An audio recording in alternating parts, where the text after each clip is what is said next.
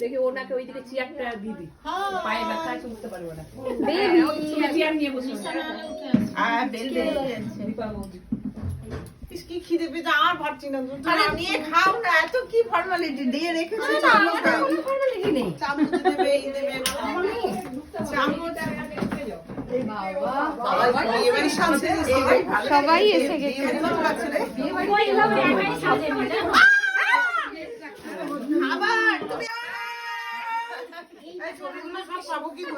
সব পাবে এই তো ভালো আর নিশা